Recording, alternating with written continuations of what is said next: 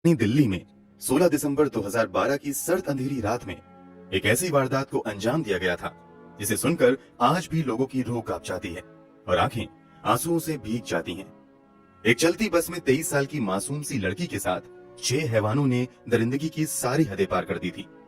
हम निर्भया केस की बात कर रहे हैं। संभव है कि आपने भी अब तक निर्भया केस के बारे में बहुत कुछ पढ़ा और सुना होगा, लेकिन हम आपको इस केस की कुछ ऐसी बारीकियां बताएंगे जिनके बारे में शायद आपने अब तक नहीं सुना होगा। इसके अलावा हम आपको ये भी बताएंगे कि निर्भया का जिंदा छोड़ा गया दरिंदा आखिर कहां और किस हालत में है। हम आपको निर्भया के एकमात्र जिंदा बचे नाबालिग दरिंदे को 10,000 रुपए और सिलाई मशीन देने के पीछे की भी पूरी कहानी बताएंगे। तो वीडियो में अंत तक जरूर बने रहिए। ध्यान दीजिए कि हमारा मकसद केवल व्यूज और लाइक्स हासिल करना नहीं है, बल्कि आपको सही और निष्पक्ष जानकारी देना है। तो चलिए बिना किसी देरी के वीडियो शुरू करते हैं। इस कहानी की निर्भया का जन्म 10 मई 1990 को दिल्ली में हुआ था। वो अपने 3 भाई बहनों में सबसे बड़ी थी और परिवार की इकलौती बेटी भी थी। निर्भया के माता पिता ने बेटे बेटियों में बिना कोई भेदभाव किए निर्भया को भी अच्छी शिक्षा दी थी और निर्भया को भी बराबरी का मौका दिया था। निर्भया बचपन से ही पढ़ाई में काफी तेज थी और वो हमेशा अपने परिवार वालों की उम्मीदों पर खरे उतरते हुए आगे बढ़ना जारी रखती है। आगे की पढ़ाई करते हुए वो मेडिकल फील्ड में आने का फैसला करती है और फिजियोथेरेपी कोर्स में एडमिशन लेते हुए काफी अच्छे मार्क्स के साथ फिजियोथेरेपी की डिग्री भी हासिल कर लेती है। जब ये घटना घटी थी तब निर्भया फिजियोथेरेपी की ही इंटर्नशिप कर रही थी। बात 16 दिसंबर 2012 की है। दिन रविवार था। छुट्टी का दिन होने की वजह से निर्भया अपने एक दोस्त अवनिंद्र प्रताप पांडे के साथ फिल्म देखने जाने का प्लान बनाती है। अवनिंद्र प्रताप पांडे पेशे से सॉफ्टवेयर इंजीनियर है और वो उत्तर प्रदेश के गोरखपुर के रहने वाले हैं। उन दिनों सिनेमा घरों में आमिर खान की फिल्म तलाश लगी हुई थी। फिल्म की काफी चर्चा थी, इसलिए निर्भया अपने दोस्त के साथ तलाश फिल्म देखने का प्लान बनाती हैं और ये दोनों पब्लिक ट्रांसपोर्ट से फिल्म देखने के लिए PVR select city walk Saket चले जाते हैं। जब ये लोग सिनेमा हॉल तक आते हैं तो वहाँ काफी भीड़ होती है और इन्हें फिल्म का टिकट नहीं मिल पाता है। इसलिए ये दोनों तलाश फिल्म देखने की बजाय लाइफ ऑफ पाई नाम की फिल्म देखने का फैसला करते हैं। इवनिंग शो में लाइफ ऑफ पाई देखने के बाद निर्भया और पांडे अपने अपने घर जाने के लिए ऑटो का इंतजार करने लगते हैं। वैसे तो रात बहुत ज्यादा नहीं हो रही थी, फिर भी ठंड ज्यादा होने की वजह से ऑटो बहुत कम आ रहे थे और जो जा भी रहे थे वो मीटर की बजाय मुंह मांगी कीमत पर जाने की बात कर रहे थे। कुछ देर की जद्दोजहद के बाद एक ऑटो वाला मिलता है जो इन्हें लेकर चलने को तैयार हो जाता है, मगर वो इन दोनों को मुनिरका बस स्टैंड तक ही लाने के लिए राजी होता है।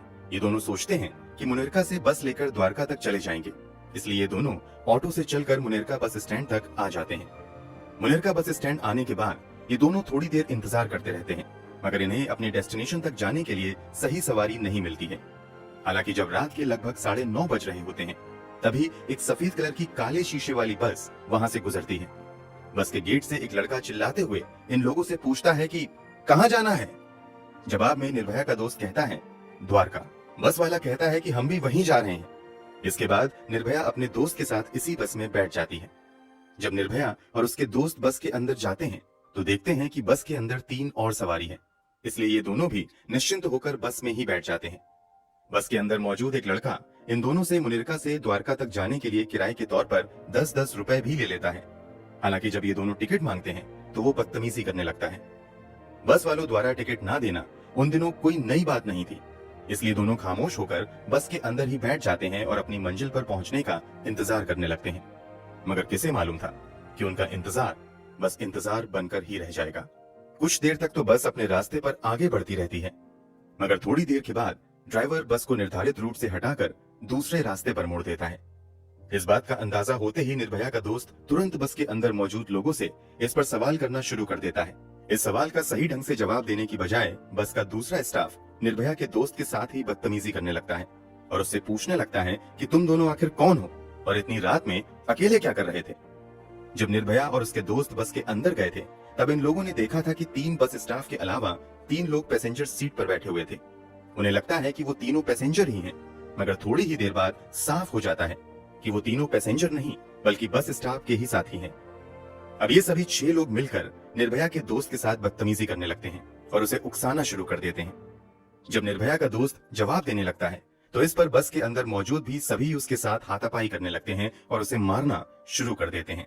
पहले तो वो निर्भया के दोस्त को लात घूंसों से मारते हैं और फिर इसी लड़ाई के दौरान एक लड़का बस के अंदर इस्तेमाल होने वाली एक बड़ी सी लोहे की रॉड निकालता है और उसके सर पर दे मारता है। इस कारण निर्भया का दोस्त वहीं पर बेहोश होकर गिर जाता है। अब आगे निर्भया के साथ रूह कपा देने वाली दरिंदगी का सिलसिला शुरू होता है। निर्भया के दोस्त को मारने पीटने के बाद जब ये लोग देखते हैं कि वो लड़का बेहोश हो गया है, तो अब ये सभी निर्भया को खींचते हुए बस की पिछली सीट पर ले जाते हैं। अब यहाँ जो कुछ भी निर्भया के साथ होता है उसे हम शब्दों में भी बयां नहीं कर सकते हैं। बस चलती रहती है और निर्भया के साथ दरिंदगी अंजाम दी जाती रहती है। ये सिलसिला 2-2.5 घंटे तक चलता रहता है। इस दौरान बस के बगल से कई बार पुलिस की गाड़ी भी गुजरती है। बस खुद भी कई थानों के बगल से गुजरती है, मगर कोई भी इस बस को रोकता नहीं है और बारी बारी से बस के अंदर मौजूद सभी 6 दरिंदे निर्भया के शरीर को नोचते रहते हैं। चूंकि निर्भया का दोस्त सर पर हुए लोहे की रॉड की वार की वजह से बेहोश हो गया था, इसलिए वो निर्भया की मदद करने की स्थिति में नहीं था। 6 लोगों के साथ लड़ना अकेले निर्भया के लिए संभव नहीं था। फिर भी निर्भया अपनी पूरी हिम्मत लगाते हुए उन दरिंदों के साथ लड़ती है और बाद में हुए खुलासे के मुताबिक 3 में से 6 दरिंदों पर वो कई वार करती है और कईयों को वो काट कर बचने की भी कोशिश करती है, मगर अफसोस ऐसा हो नहीं पाता है। जब उन सभी दरिंदों का मन भर जाता है तो ये सभी मिलकर निर्भया को बस से बाहर फेंक कर उसे कुचलते हुए एक्सीडेंट का रूप देने का प्लान बनाते हैं। मगर उससे पहले ये लोग मिलकर तय करते हैं कि निर्भया का दोस्त भी मर जाना चाहिए। इसलिए एक बार फिर से निर्भया के दोस्त के सर पर दोबारा लोहे की रॉड से वार किया जाता है और फिर दोनों को चलती बस से ही फेंक दिया जाता है। बस से फेंकने से पहले इन दोनों के कपड़े भी वो दरिंदे उतार लेते हैं और इनके पास मौजूद मोबाइल समेत दूसरे सभी सामान लूट लेते हैं। अभी रात के लगभग 11 बज रहे थे। बस के अंदर मौजूद दरिंदों ने निर्भया के दोस्त की जान लेने की पूरी कोशिश की थी, मगर वो उसकी जान नहीं ले पाते हैं। इस कारण बस से फेंके जाने के बाद निर्भया का वही दोस्त कुछ होश में आने के बाद लोगों से मदद की गुहार लगाने लगता है, मगर काफी लोग उसे नजरअंदाज करके निकल जाते हैं। हालांकि एक अनजान व्यक्ति इन दोनों को बुरी हालत में देखकर पुलिस को फोन करता है और थोड़ी ही देर बाद पुलिस की एक टीम भी वहां पर पहुंच जाती है और तुरंत दोनों को सफदरगंज अस्पताल में भर्ती करवाया जाता है। निर्भया के साथ कितनी बर्बरता की गई थी, इसका अंदाजा आप इस बात से लगा सकते हैं कि निर्भया की आंत बाहर निकल चुकी थी, बेतहाशा ब्लीडिंग हो रही थी, पूरा शरीर चूर चूर हो चुका था और उसके शरीर के अंदर लोहे की रॉड डाली गई थी। निर्भया की स्थिति को देखते हुए तत्काल ही इलाज शुरू कर दिया जाता है। हालत इतनी ज्यादा गंभीर हो चुकी थी कि तुरंत ही उन्हें वेंटिलेटर सपोर्ट की जरूरत पड़ती है। कुछ ही घंटे बाद निर्भया के साथ हुई दरिंदगी की खबर मीडिया के जरिए देश दुनिया में भी फैलनी शुरू हो जाती है और जब लोग निर्भया के साथ हुई बर्बरता की कहानी सुनते हैं तो लोग गुस्से से भर जाते हैं। लोग प्रशासन और सरकार के खिलाफ सड़कों पर उतरकर विरोध प्रदर्शन करना शुरू कर देते हैं। साथ ही साथ लोग जल्द से जल्द अपराधियों की गिरफ्तारी की भी मांग करने लगते हैं। देखते ही देखते ये विरोध प्रदर्शन आंदोलन का रूप ले लेता है और देश भर में निर्भया के समर्थन में प्रदर्शन होने शुरू हो जाते हैं। लोग देश भर में निर्भया के लिए दुआ करना भी शुरू कर देते हैं, मगर निर्भया की हालत अस्पताल में दिन प्रतिदिन बिगड़ती चली जाती है। यहाँ तक कि 16 दिसंबर 2012 से लेकर 19 दिसंबर 2012 के बीच निर्भया की एक के बाद एक 5 सर्जरी करनी पड़ती हैं।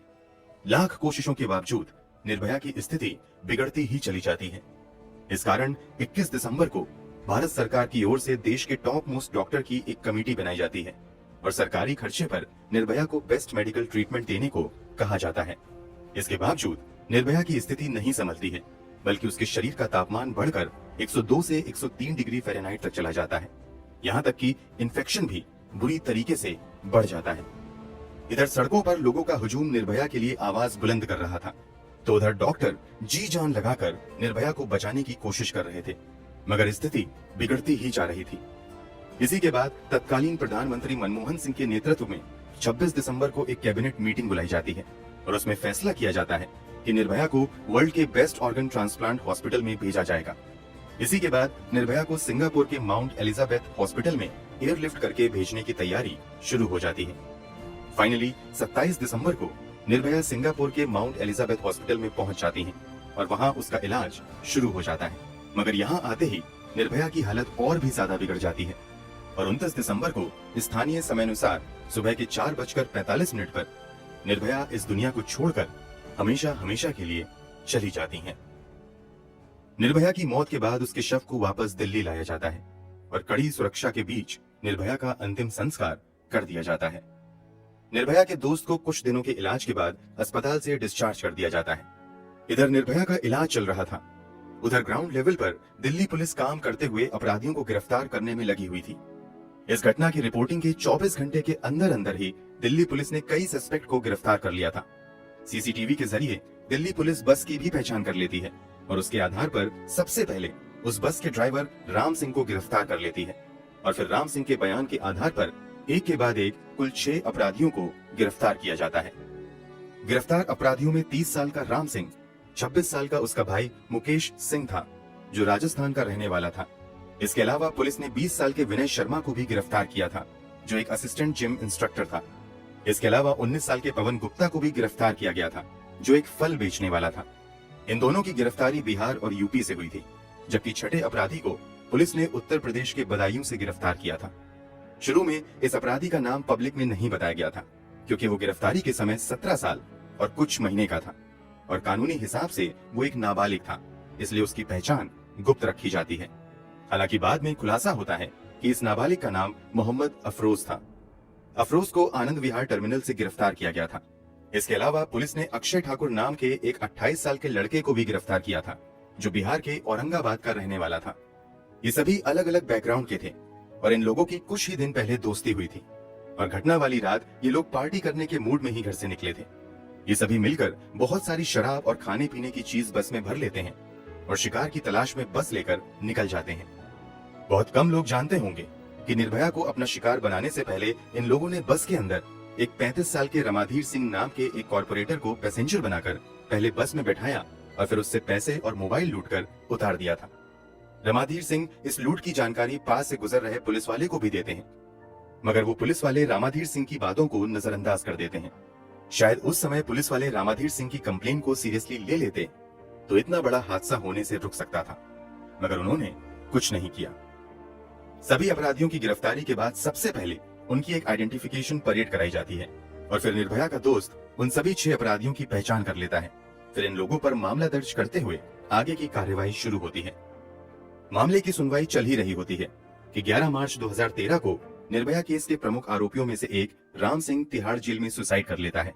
इसके अलावा 1 सितंबर 2013 को इस केस के नाबालिग आरोपी को जुवेनाइल जस्टिस बोर्ड द्वारा मात्र 3 साल की सजा के तौर पर सुधार गृह भेज दिया जाता है, जबकि बाकी बचे 4 अपराधियों पर बलात्कार और हत्या समेत कई गंभीर धाराओं के तहत मामला चलता है और फाइनली 13 सितंबर को फास्ट ट्रैक कोर्ट द्वारा उन सभी 4 को मौत की सजा सुना दी जाती है। ये सभी अपराधी मौत की सजा के खिलाफ दिल्ली हाईकोर्ट में अपील करते हैं, जहां 13 मार्च 2014 को दिल्ली हाईकोर्ट द्वारा भी निचली अदालत के फैसले को सही ठहराते हुए उनकी फांसी की सजा को बरकरार रखा जाता है। इसके बाद ये सभी सुप्रीम कोर्ट का रुख करते हैं। सुप्रीम कोर्ट द्वारा भी 5 मई 2017 को फांसी की सजा को बरकरार रखा जाता है। इसके बावजूद ये अपराधी एक के बाद एक अपने सभी विकल्प का इस्तेमाल करते हुए बचने की पूरी कोशिश करते हैं, मगर सुप्रीम कोर्ट के बाद प्रेसिडेंट द्वारा भी इनकी पिटीशन रिजेक्ट कर दी जाती है और फाइनली सभी कानूनी दरवाजे बंद होने के बाद चारों अपराधियों को 20 मार्च 2020 को सुबह के 5:30 बजे तिहाड़ जेल में फांसी दे दी जाती है। मेडिकल टीम द्वारा 6 बजे सभी को मृत घोषित कर दिया जाता है। निर्भया के 4 अपराधियों को तो फांसी की सजा हो गई थी, जबकि एक ने खुद ही आत्महत्या कर ली थी। फिर एक का क्या हुआ? जैसा कि थोड़ी देर पहले हमने बताया, इस केस का एक आरोपी इस अपराध को अंजाम देते समय नाबालिग था। इस कारण उसे सिर्फ 3 साल की सजा हुई और उसे सुधार गृह भेज दिया गया। मीडिया रिपोर्ट्स के मुताबिक इस नाबालिग अपराधी का नाम मोहम्मद अफरोज था। 3 साल की सजा पूरी करने के बाद अफरोज को सुधार गृह से निकालकर बेहद ही गुपचुप तरीके से नई जगह पर भेज दिया जाता है। मीडिया रिपोर्ट्स के मुताबिक अफरोज को नए सिरे से जिंदगी की शुरुआत करने के लिए 10,000 रुपए और एक सिलाई मशीन भी दी जाती है ताकि वो बतौर टेलर काम करके अपनी जिंदगी गुजारे। फिलहाल अफरोज कहाँ रह रहा है, इस बात की जानकारी आधिकारिक तौर पर किसी को भी नहीं है, क्योंकि देश के कानून के मुताबिक नाबालिग अपराधी की सुरक्षा करना भी कानून की ही जिम्मेदारी है। इस पर क्या ही कहा जाए। एक दावा यह भी किया जाता है कि दिल्ली सरकार ने अपनी तरफ से अफरोज को 10,000 रुपए और सिलाई मशीन दी थी, जबकि इसके पीछे की सच्चाई भी जानना जरूरी है। दरअसल juvenile justice care and protection of children act 2014 के मुताबिक जब भी कोई नाबालिग अपराधी अपनी सजा पूरी करके बाहर आता है तो उसके पुनर्वास की व्यवस्था करना राज्य सरकार की जिम्मेदारी है। ये कानून केंद्र सरकार द्वारा ही बनाया गया है। यहाँ तक कि जब एनडीए सरकार के दौरान इस कानून में संशोधन किया गया तब भी इस प्रावधान को हटाया नहीं गया। इस कारण ही निर्भया के छठे और एकमात्र जिंदा बचे अपराधी को पुनर्वास के लिए आर्थिक मदद और कथित तौर पर सिलाई मशीन दी गई थी। हम यहाँ कोई राजनीति नहीं कर रहे हैं, बल्कि आपको सही जानकारी दे रहे हैं। इस खबर के बाहर आने के बाद लोगों का गुस्सा इसलिए भी बढ़ गया था क्योंकि कथित तौर पर निर्भया के साथ सबसे ज्यादा जुल्म इसी नाबालिग अपराधी ने किया था और इसे ही छोड़ दिया गया। एक और बात आप भी शायद जानते होंगे, दुनिया इस केस को निर्भया के नाम से जानती है और कई महीनों तक किसी को निर्भया का असली नाम मालूम नहीं था। इसकी वजह यह थी कि भारतीय कानून के हिसाब से बलात्कार पीड़िता की असल पहचान जाहिर करना गैर कानूनी है। इस कारण इस लड़की को तब मीडिया ने निर्भया और दामिनी जैसे नाम दिए थे। मगर कानून में यह भी प्रावधान है कि अगर विक्टिम के माता पिता या परिवार वाले चाहें तो वो अपनी इच्छा से उसकी पहचान जाहिर कर सकते हैं। इसी कानून का हवाला देते हुए निर्भया के परिवार वालों ने मीडिया में बयान दिया कि उनकी बेटी ने ऐसा कुछ नहीं किया है जिससे उसकी पहचान छिपानी पड़े, बल्कि हमारी बेटी ने जिस बहादुरी से दरिंदों से मुकाबला किया उस पर तो हमें गर्व है। फिर निर्भया के पिता ने मीडिया से आगे बात करते हुए अपनी बेटी का असल नाम बताया था। हमारी इस कहानी की निर्भया का असल नाम ज्योति सिंह था। इस कामना के साथ कि ज्योति की आत्मा को शांति मिले, हम कहानी यहीं पर खत्म करते हैं। दोस्तों, आपके अनुसार देश में बलात्कार के मामलों को कम करने के लिए सरकार को क्या कदम उठाने चाहिए? कमेंट बॉक्स में जरूर बताएं। इस वीडियो को लाइक करते हुए शेयर भी करें ताकि जानकारी दूसरे लोगों तक भी पहुंच सके।